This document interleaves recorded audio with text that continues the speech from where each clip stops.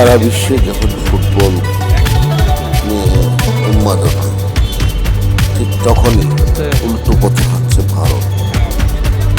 কলকাতায় মেসিকে সম্মান জানিয়ে মমতা ব্যানার্জি যে মূর্তি তৈরি করেছে, শুভেন্দু অধিকারী সেই মূর্তিকে মাটির সাথে মিশিয়ে দিয়েছে।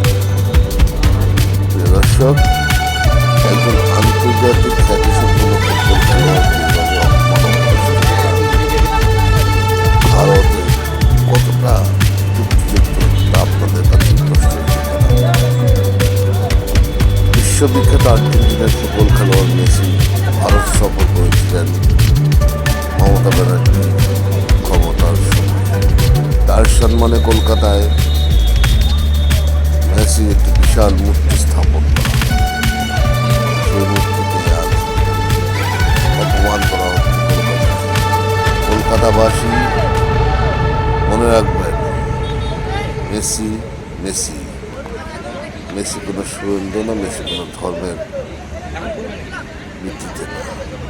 একজন ফুটবল খেলোয়াড় যাকে আন্তর্জাতিক বিশ্ব চিনে, সবাই চিনে। মেসির এই মূর্তি অপমান করা মানে আপনাদের নিম্ন মানসিকতার পরিচয়।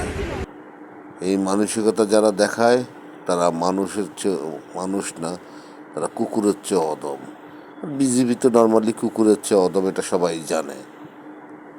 এরা ধর্মকে সামনে এনে অধর্মকে নিয়ে লাফালাফি করে। বিশ্ব যেখানে বিজ্ঞান সংস্কৃতি সম্প্রীতিতে এগিয়ে যাচ্ছে, আর কুসংস্কার এবং ধর্মের ভিত্তিতে পিছিয়ে যাচ্ছে ভারত। তারা জয় শ্রীরাম বলে যে কোনো অন্যায় করতে দ্বিধাবোধ করে না।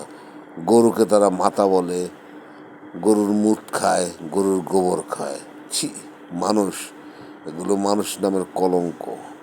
আর এই কলঙ্ক যারা করছে, একদিন তাদের বিচার অবশ্যই অবশ্যই কলকাতার মাটিতে হবে।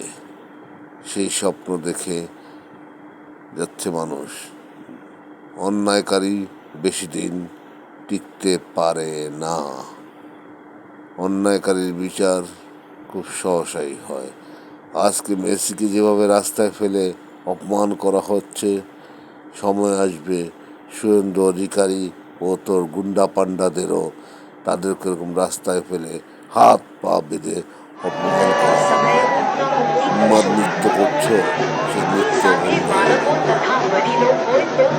আমরা শুধু অপেক্ষায় তোমাদের এই অন্যায় অবিচারের বিচারে।